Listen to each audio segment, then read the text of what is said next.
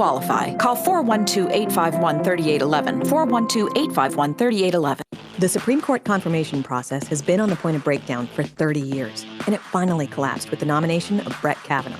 I'm Molly Hemingway. And I'm Carrie Severino. Our new book, Justice on Trial, The Kavanaugh Confirmation and the Future of the Supreme Court, tells the story of the process that Kavanaugh himself called a national disgrace and a circus. The Supreme Court is the arbiter of America's most divided. Troy Supreme Court nominees has become nearly irresistible. Our book, Justice on Trial, explores how that happened to Brett Kavanaugh and what we must do to prevent it from happening again. With more than 100 interviews, including the president, dozens of senators and other officials, we uncovered shocking details, untold until now. Will the next confirmation fight be even uglier than Kavanaugh's? Our new book, Justice on Trial, has the answer. Justice on Trial, The Kavanaugh Confirmation and the Future of the Supreme Court is the explosive new bestseller by Molly Hemingway and Carrie Severino, published by Regnery.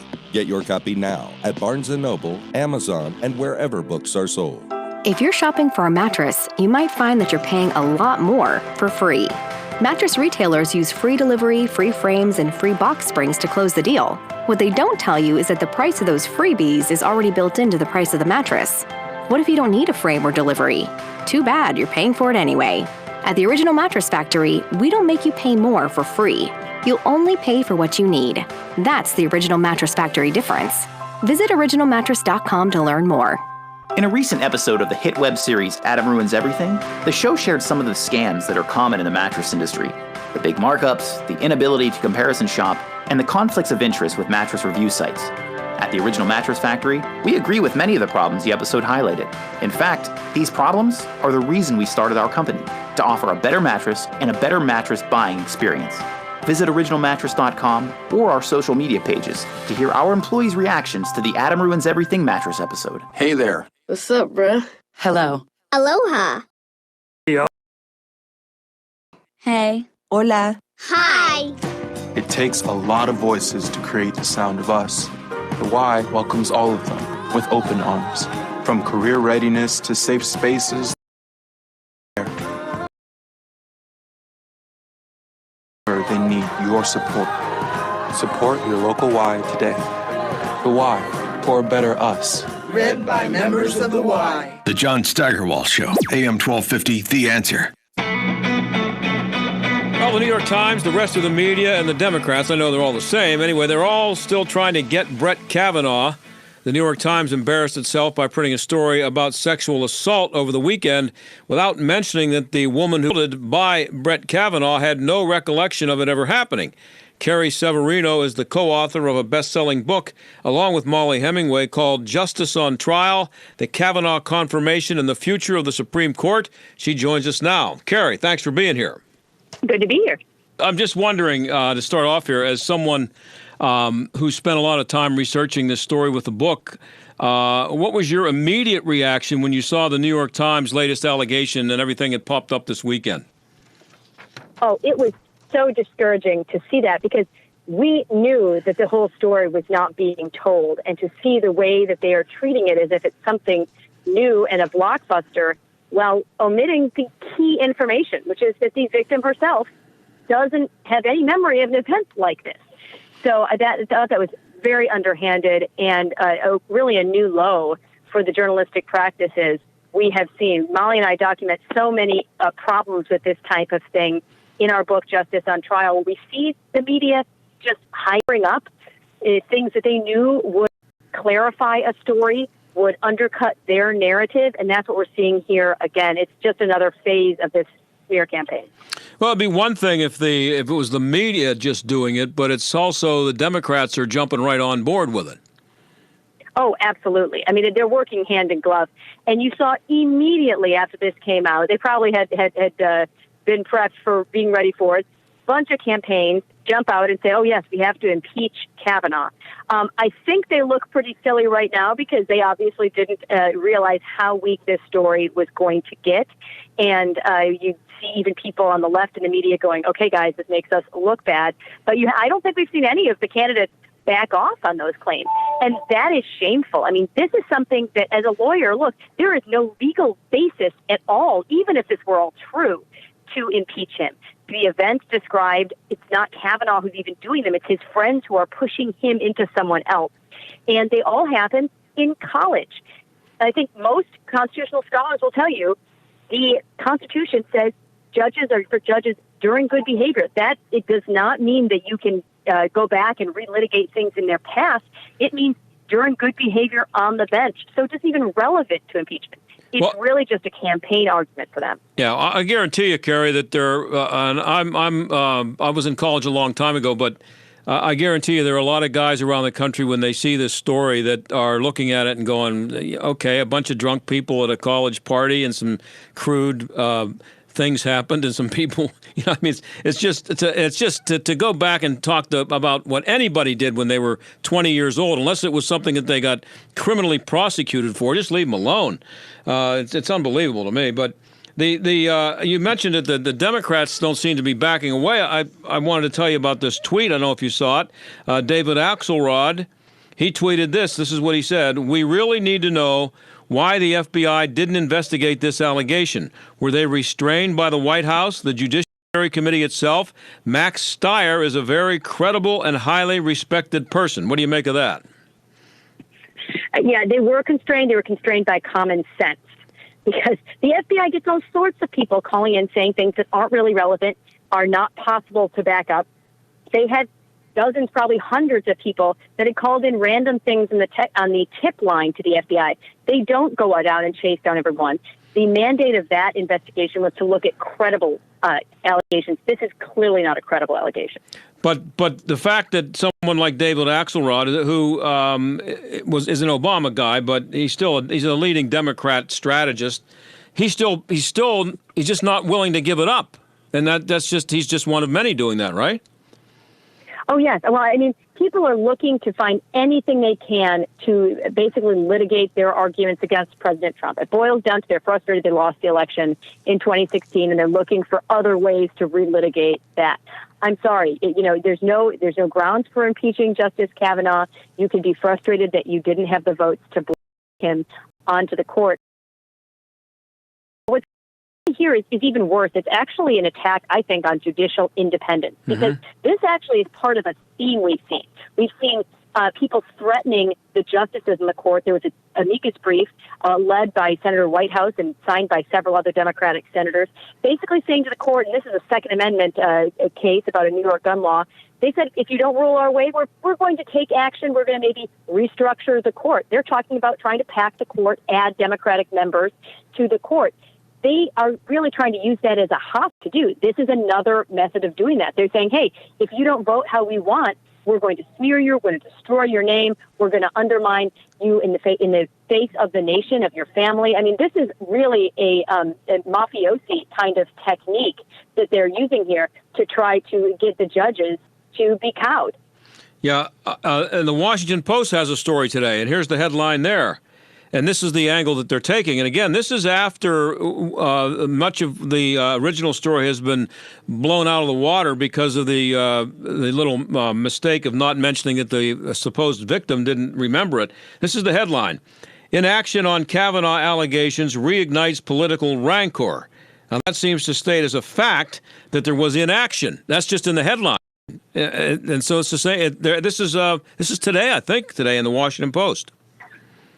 Yeah, I agree. They're kind of assuming the entire issue, which is, was the investigation properly done? And right. I would argue, yes, it was. They did exactly what they were supposed to do. They investigated the credible allegations. They didn't chase down every little rabbit trail. The FBI is not a federally funded fishing expedition for the left. But unfortunately, some people have a tendency to just take the Democratic talking points and run with them on questioning. We're talking to Carrie Severino. She's co-author, along with Molly Hemingway, of Justice on Trial, the Kavanaugh Confirmation and the Future of the Supreme Court.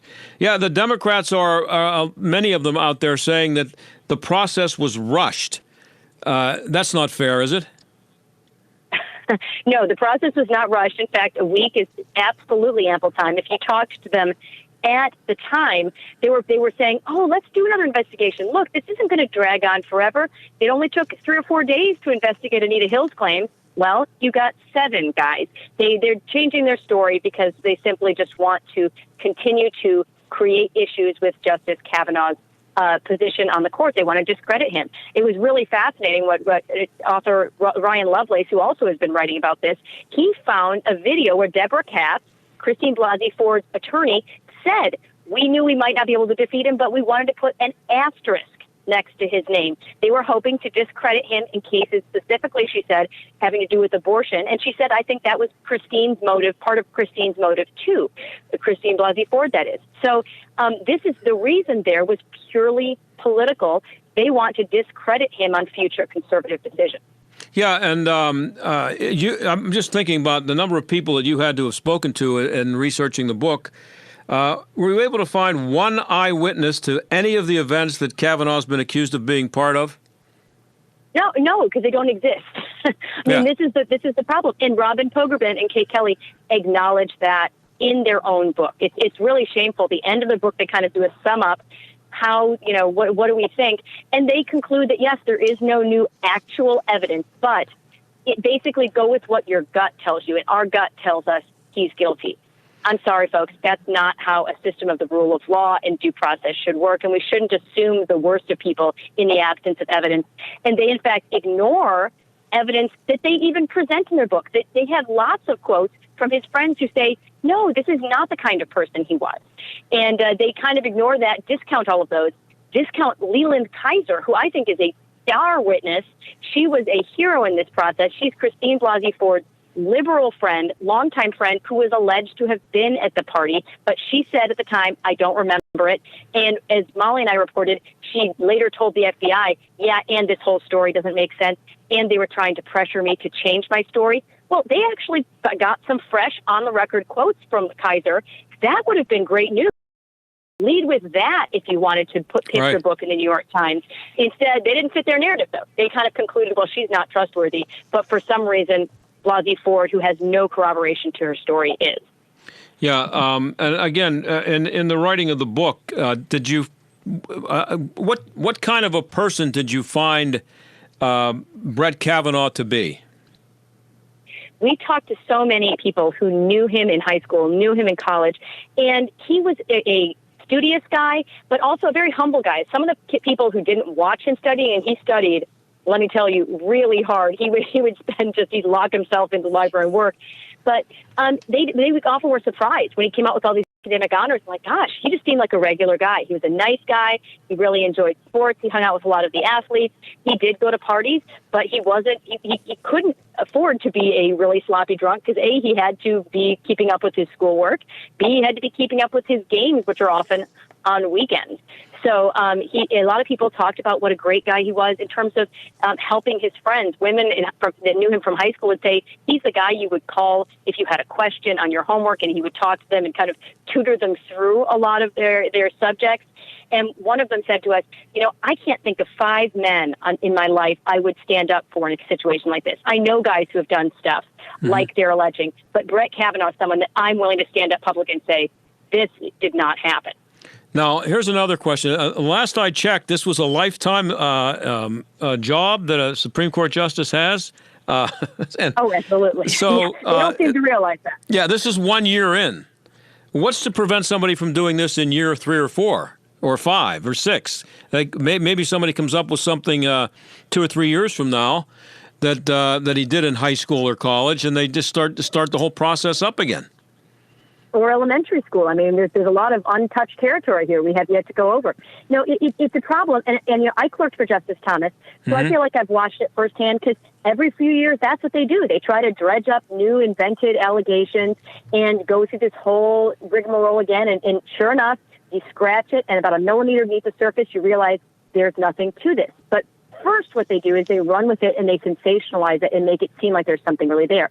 It's exactly the same playbook. And I think they will keep doing it as long as they think they can potentially intimidate or threaten justice to maybe change his vote, or maybe threaten others thinking, I don't want that to happen to me. Maybe intimidate people who might be appointed to the Supreme Court. People on that short list are watching this and going, do I want to get into this kind of a attack on my reputation, put my family through that? I think that's exactly their goal. They want people to exempt themselves from the process so that our best and brightest won't be willing to serve these positions. That is a huge loss for America. What do you think about the timing of this, Carrie? Why did it happen? That's like the 1-year anniversary, and do you think there was some collusion, to use a word, between the media and the Democrats to get this out now? I mean, why now? Well, I think it also, they maybe had hoped this would help their election chances. Obviously, a lot of people think this is a great talking point to talk about. It's great to get into the Democratic debates or something. You know what? I think it's backfiring right now because it's becoming so blatant that the story is incredibly weak, and that they're just trying to invent something out of whole cloth here. But I do think they want to go with the 1-year anniversary celebrating these smears the first time around, and I guess commemorating it in a fitting way with the similarly unsubstantiated, uncorroborated smear. What did you find out in the course of writing the book about how this is affecting his immediate family, his wife, his daughters? I mean, obviously it's torture, but what do other people say about it? This is something that was so tough on his family. We write specifically about Ashley Kavanaugh a lot and how she was trying to through this, but supporting her husband, supporting her daughters, trying to protect them, because these are such ugly allegations. It was frustrating enough when they had to take their daughters out of the first set of hearings because the protesters were so crude and loud and frightening, really. And then to have them go through this, where she had to even try to figure out how to tell your children what they're alleging that your father has done. I mean, that's really, when you think about it. And we heard, of course, in his own testimony, how of his 10-year-old daughter who said, we should pray for the woman. I mean, that tells you the strength, the faith behind that family. And we heard from a lot of their friends who said it was so tough even for them to go through, but that added strength to them. So that says a lot. And the part of the title of the book is The Future of the Supreme Court. What is the future? Well, we're about to find out, right? I mean, This is, I think we wanted to write Justice on Trial because we knew that this is not the only time this is going to happen. We've seen it happen before. We saw it happen with Bork, with Thomas, with Kavanaugh, and it's going to happen again. We didn't think the next time to happen would be Kavanaugh take 2, but there are going to be more vacancies. And we have seen this playbook enough times that we know there will be smears. There will be unfounded allegations. There will be a misconstruction of people's records. So we think the American people needs to know the actual facts. It will protect us against and reimaginings of history, and it will help us prepare to be future nominees who are smeared in similar ways. Why does this seem to happen only to conservative judges, Republican appointees, Bork, Thomas? What is it? Is it because it can only be done with the help of the media? Well, I think that contributes. It's easier to run these kind of things when you know there aren't going to be people who are doing the adequate fact-checking and really thinking, is this a real story? But I am proud, frankly, as someone who works on a lot of judicial nominations hard against nominees that we think are not going to be good on the court, but because they're not going to be good judges, not because we're trying to dig up dirt. We're trying to create smears against their character.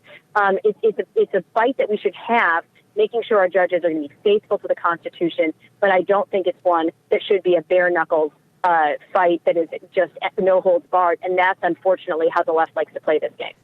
We're finishing up here with Carrie Severino, co-author of Justice on Trial, the Kavanaugh Confirmation and the Future of the Supreme Court. I understand you're also the Chief Counsel and Policy Director of Judicial Crisis Network, so you bring that experience with you to the writing of this book and what you're talking about here right now. So what exactly is the Judicial Crisis Network?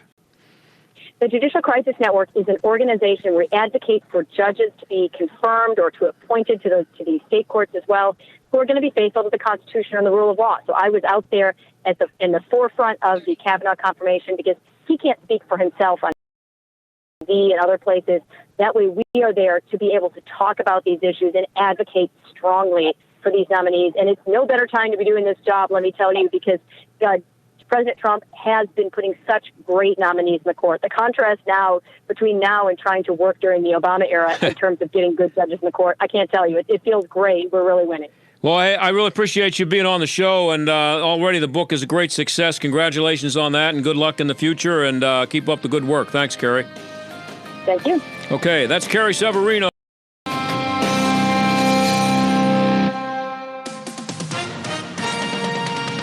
With SRN News, I'm Keith Peters in Washington. The polls have closed in Israel, and the results do not look good for Benjamin Netanyahu. Early exit polls are notoriously inaccurate in Israel, but these track quite closely with opinion polling in the final days of the campaign.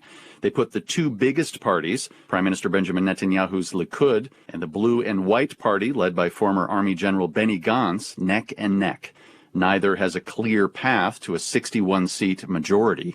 Yisrael Beiteinu, the party of Mr. Netanyahu's right-wing rival Avigdor Lieberman, could, as expected, turn out to be the kingmaker. Official results are expected sometime on Wednesday. That's when the all-important coalition negotiations between the various party leaders can begin. The BBC's Matthew Bell. Stocks ended the day on a positive note. The Dow was up by 34 points. The Nasdaq rose 32. This is SRN News. So when people first hear about Medi-Share, they have questions, some really good questions, starting with the obvious. What is it? Well, Medi-Share is a Christian healthcare sharing ministry. It's not health insurance. It's a different way of doing things, which leads us to the next question. Why do people do this? Why do they become Medi-Share members? Here are two of the biggest reasons. Number one, people feel good about it. They're not trapped in a plan that makes them pay for things they don't believe in. They know their money is going to help people. And the second reason, people save a lot of money. Maybe you've heard us mention that typical family saves about $500 a month switching to Medi-Share. And one more big question, does it work? The answer is yes, 1,000 times yes, or 400,000 times, since that's how many Medi-Share members there are, and they've shared over $2 billion in medical expenses. So easy to find out right now how Medi-Share can work for you. Call 844-45-BIBLE. That's 845-BIBLE, 844-45-BIBLE. Larry Elder believes it's time for personal responsibility. You can apply it to almost anything. Let's take these police shootings. In almost every case, had the suspect/civilian complied, he or she would be alive. And then we're hearing all this inequality stuff about schools. And then you look at the hours spent studying by black and brown kids versus the hours spent by white and Asian kids. It's night and day. It's all about personal responsibility. The Larry Elder Show, weeknights at 7 on AM 1250. The Answer. Community Bank, City Mission, #1 Cochrane, Highmark Stadium, Peters Township Community Center, Angelo's Restaurant. What do all these businesses have in common? Nello Construction. Design and build with one company. Nello Construction. Full service construction from the ground up. Renovation. Expansion. Nello Construction. The choice for business. See the projects. Begin the journey at nelloconstruction.com. You're worried about market volatility or the possibility of losing money in the next market crash, the time to act is now. Effective financial management involves identifying opportunities. And with a 10-year bull market run, markets around all-time highs, and a highly contested election cycle right around the corner, we have an opportunity now to protect what's important. Don't risk losing a significant portion of your life savings in the next market downturn. Call Hunt & Associates today, 844-366-HUNT. That's 844-366-4868. This is Jay Hagerman of Abernathy & Hagerman. Upon your passing, you wouldn't want a judge to decide who raises your children or how your estate gets divided. It is important to review your estate planning documents to ensure they protect what matters most. At Abernathy & Hagerman, we will work with you to establish an estate plan that nominates a guardian for your minor children and that your assets are used for your family's benefit. Judge for yourself. For legal help that lasts a lifetime, visit a-h.law. Pella has done it again. With our brand new lifestyle series, Pella can customize window replacement solutions room by room. Imagine bedroom and bathroom windows with shades between the glass, a room darkening experience for sleep in one room, and beautiful privacy in the other. Pella Lifestyle Series is the #1 performing wood window and patio door. Right now, get 50% off installation or 18 months, no payments, no interest. Call 888-77 Pella, PellaPittsburgh.com. Stuck in traffic? We've got the answer. Parkway West seeing a lot of delays inbound from Carnegie to the Fort Pitt Tunnel. Outbound also heavy Banksville Road to Carnegie. Parkway East ends up outbound Boulevard of the Allies to Edgewood Swissdale. Pretty typical volume on the inbound side. On Crosstown Boulevard, they're slowing down from Bigelow Boulevard up to 279. On 79, heavy northbound Parkway North up to 910. That's the look at traffic. I'm Jenny Robinson. AM 1250, The Answer. Weather. High pressure and control will bring us a really nice week. for the last week of summer. Your details for tonight: a clear and comfortable night with a low of 56. Mostly sunny skies tomorrow, a beautiful day with an afternoon high of 77. Clear skies again tomorrow night, a low of 55. And then for Thursday, plenty of sunshine again, another nice day, and a high of 78. With your AccuWeather forecast, I'm meteorologist Jake Soja. This is the John Steigerwald Show on AM 1250. The Answer. Malade. Donc bébé allait m'baller, li bali tranchement, yo obligé acheter machine, il faut m'bouiller pour lui. It makes us sick when we drink the water from the gutter. And the baby, especially when he drinks it, he has stomach aches and it makes him sick. It's germs. It's not clean. Sometimes when I give it to him, it makes his tummy inflate, and then I'm forced to have to take him to the hospital. There's a mission, sometimes provide free care for the kids and the people in the area. They don't give medication. I still have the papers, actually, but I don't have any money to buy the medication. How long has it been since it rained? It doesn't rain much. Does that make it difficult to grow a crop and to make money? The crops don't give much. We're growing some millet, but it all perished. Have you had a chance to eat today? We haven't eaten yet, but I'm making some cornmeal for them. Are there days that you've gone day after day without food? More than 2 days. That was Anitra Parmalee of Food for the Poor, and she joins us now. And before we go any further, the website is theanswerpgh/hope, and the landline is 855-358-4673. That's 358-HOPE. People who want to donate to Food for the Poor.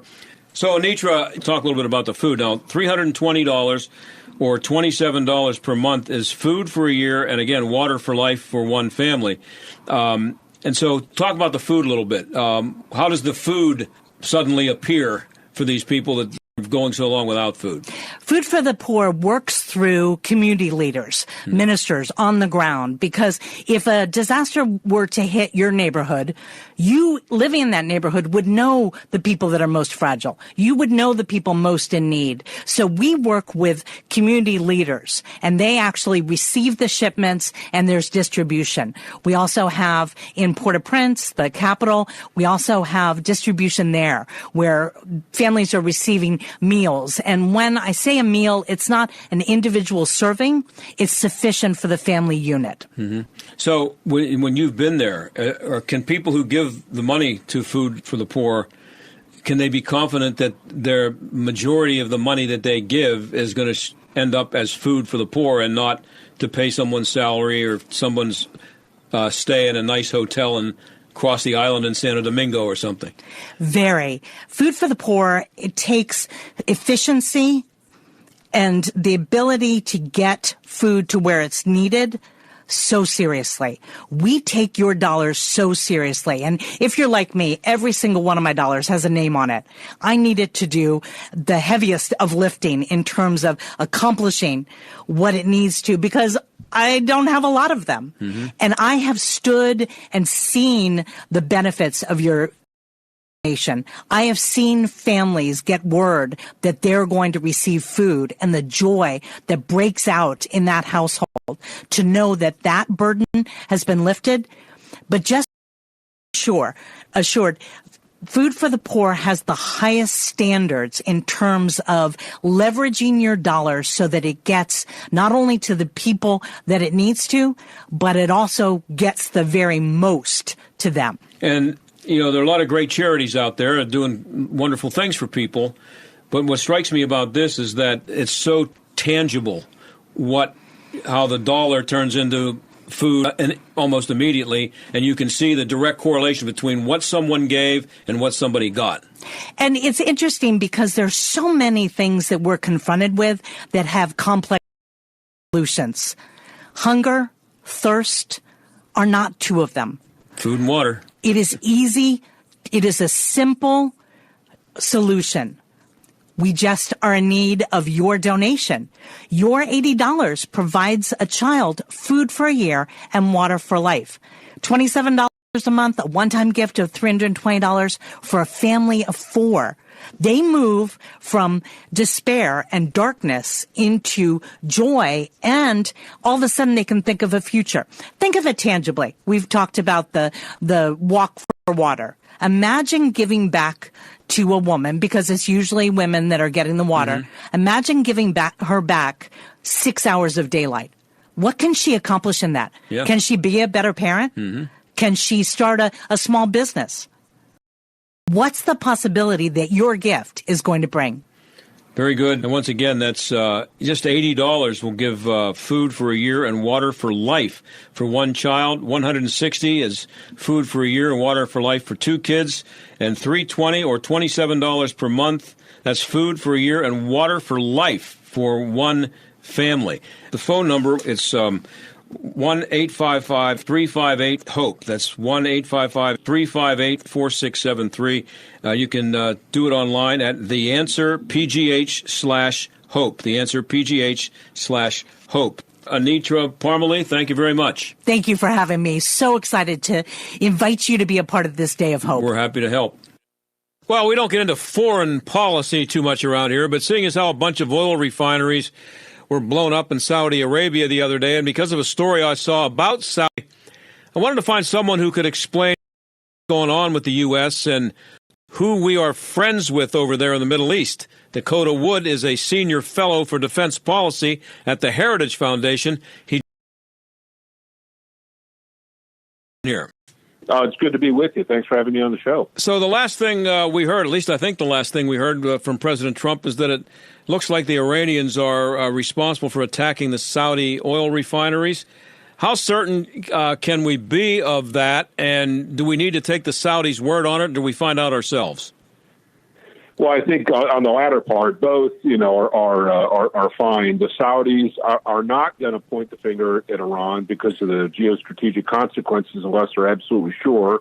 And certainly, we have our own intelligence apparatus, and I know that we're tracking it very closely. But even with the open source, the public reporting, when you look at the type of damage that was done to these refinery facilities, the distance from Yemen, the proximity to Iran, the fact that 19 sites were hit in a very short period, that implies a highly orchestrated event, has to be a skilled operator with the weapons and the competency to pull something like that off. So even with the open source reporting, it indicates Iran. And the latest reporting says that cruise missiles were involved. So this goes a bit beyond what an irregular force like the Houthis would be bringing to bear, even though the Houthis have executed about 1,200 strikes of various types using unmanned systems against Saudi Arabia. So the evidence points to Iran.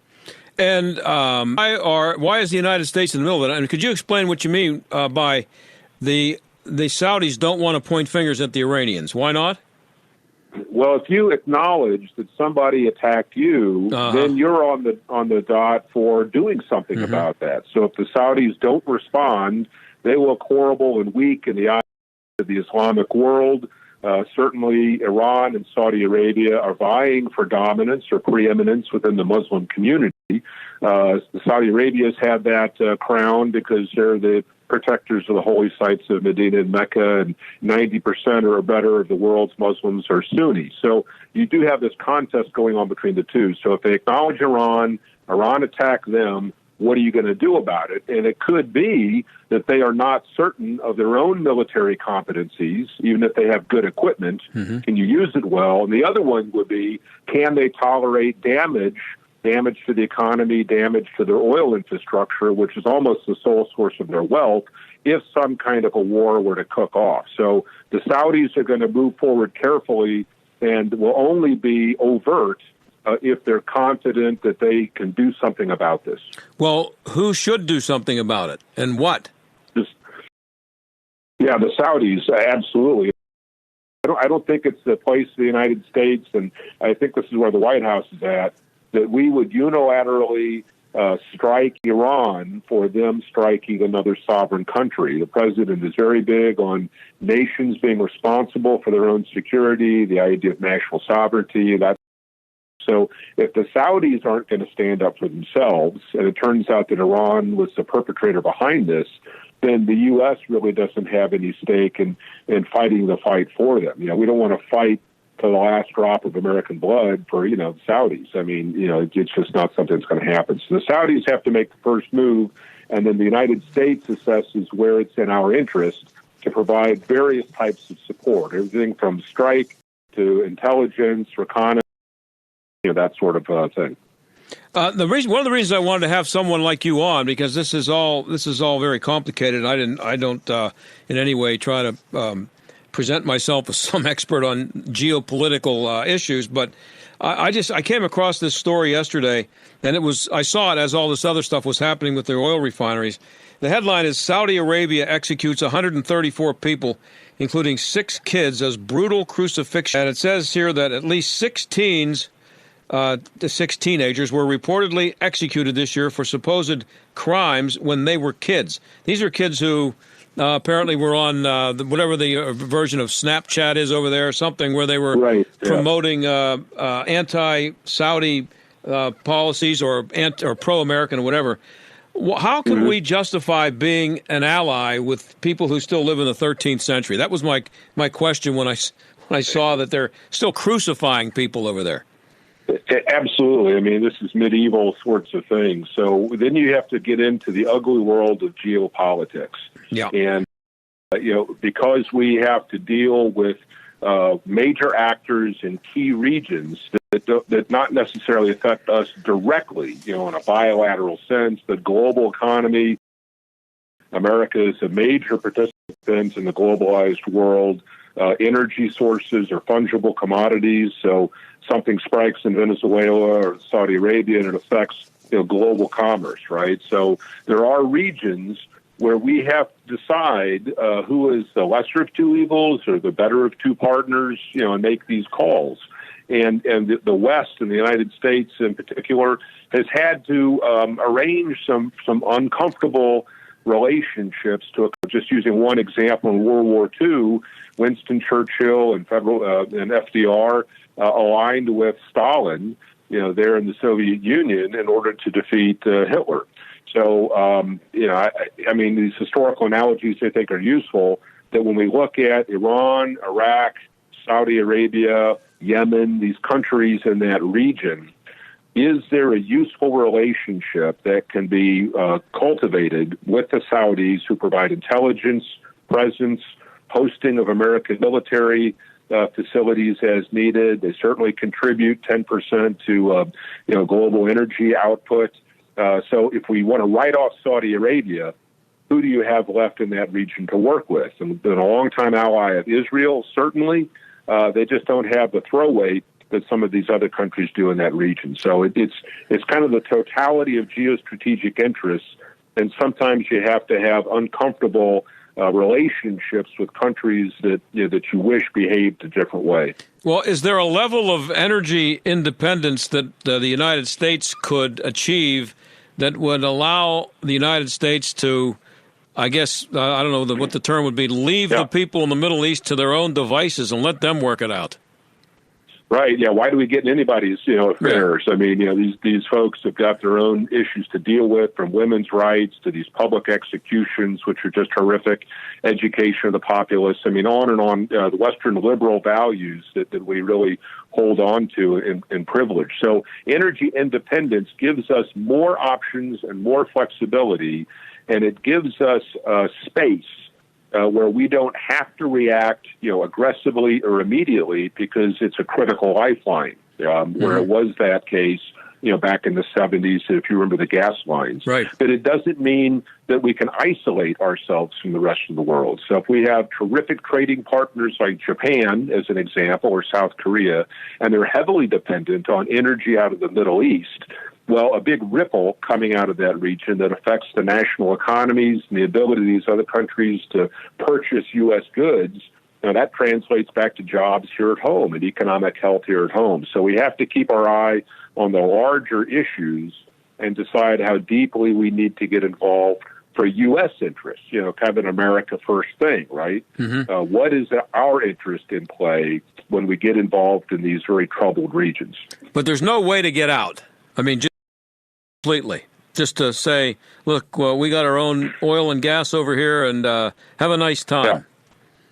So there's a cost to being involved, whether it's monetary, occasional loss of a service member, the diplomatic entanglements that occur. But if we didn't want to be involved, what are the possible consequences or outcomes of that? Is this a region that descends into violence and greater warfare, and that would spill out potentially across all of North Africa? It would certainly threaten Israel, NATO allies like Turkey and Greece. I mean, you could have a much larger problem that carries a price tag in many, many ways, from life to treasure. And so it's managing these relationships, which is fraught with peril. There's always risk involved, but the alternative is usually worse. And so we just, bear the burden of being involved in messy parts of the world, like many countries in Africa and certainly crime-ridden areas of Central America, where the drug cartels have been, at work for decades. So it's just one of the nasty aspects of a very troubled world in some ways, and we can either ignore it and it'll eventually come to our door, or we try to stay involved to shape things along a more productive path, which benefits the United States, I think, far more greatly. Well, Dakota, thank you for the explanation. It would be nice if these people would, move along into maybe the 18th century, if we could get them up to that. Exactly. Get them halfway here. That would be nice, but that's not going to happen. So, not in my lifetime anyway. But thanks for your input. I really appreciate it. Thanks for clearing it up. Enjoyed it. Thank you. Okay, that's Dakota Wood of the Heritage Foundation, and we'll be right back. They blow into town with the wind, rain, and hail. And out-of-town storm chasers going door to door, often posing as a local company offering a quick fix to desperate homeowners. If you've had damage to your roof, windows, siding, or gutters and downspouts, you may be eligible to get them replaced or repaired free of charge. Just be careful who you call. Visit WindowsRUsPittsburgh.com for a free inspection from one of their highly trained appraisers. With over 50 years in home remodeling, Windows R Us is the area's premier exterior replacement company for roofs, siding, gutters and downspouts, doors, and of course windows. If damage isn't your issue and you just want something new, you'll love their no-pressure approach, no hidden fees, and one of the fastest turnaround times in the industry. A company who will never skip town when it comes to honoring their warranty. Visit WindowsRUsPittsburgh.com. Mention STAG for an additional 10% off. Windows R Us, proud sponsor of the Jerk of the Week, heard every Friday on the John Steigerwald Show. WindowsRUsPittsburgh.com. Homeowners love their Pella windows and doors, and we love how happy we made Susan from Sewickley. I just have to tell you, this bay window is absolutely beautiful. I mean, it's fantastic. It really is beautiful. I mean, beautiful.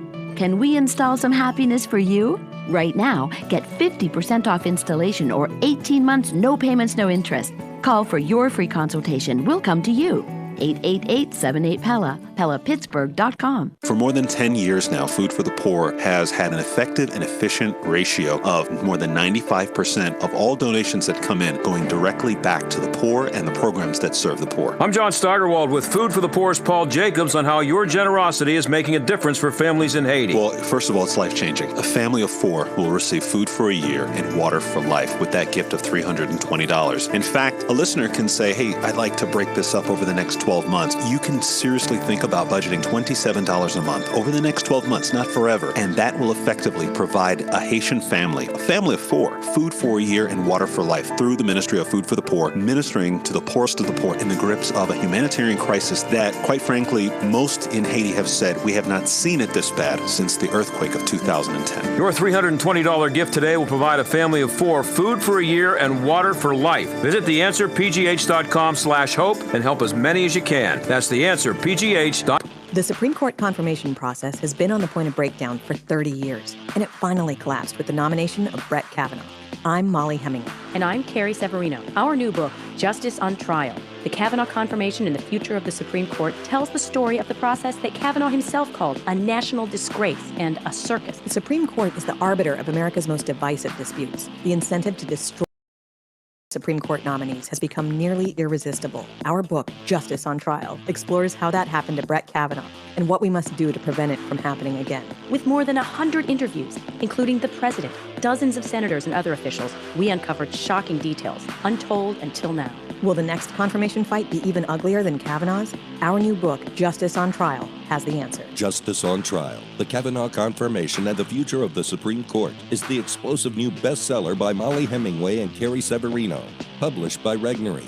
Get your copy now at Barnes & Noble, Amazon, and wherever books are sold. Regenerate me. Regenerate me. Please regenerate me. Why suffer with joint pain? There's a new treatment that offers more potential than stem cell therapy. At Regenerate Me Pittsburgh, now in Bethel Park, certified medical professionals offer advanced biological therapies, also known as ABT. A full recovery without surgery or drugs is possible. Get a complete diagnostic review plus your first treatment for just $100 for a limited time. See if you qualify. Call 412-851-3811. 412-851-3811.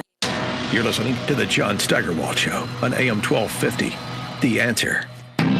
Well, you are aware, of course, that the fact that billion or more people, I guess, on the planet have access to a pocket-sized video camera. That is the beginning of the end of human civilization. Another example of that, it comes with another story about Antonio Brown. There was a doctor in, I think it's in Penn, so it's around here somewhere, Monroeville, Dr. Victor Prisk. He was doing some kind of an examination on Antonio Brown, and the headline of the story here on at the New York Post is, Antonio Brown farted in my face and still owes me $11,000. Now, how'd you like to be walking around and have that being the headline of a major newspaper in New York City? But the sickest part about this is that this actually happened, and it's on video. TMZ came up with a video. You go to a doctor's appointment. In the world of 2019, you can't do anything. It didn't happen unless it's on video somewhere.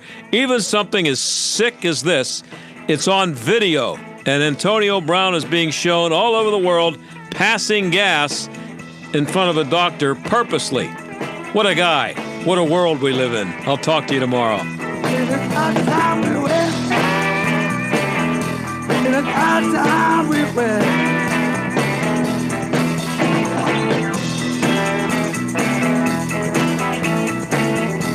The John Steigerwald Show is a production of AM 1250, The Answer, and Salem Media Group. Do you or your business have financial problems? Are you overwhelmed with debt? Then call me, attorney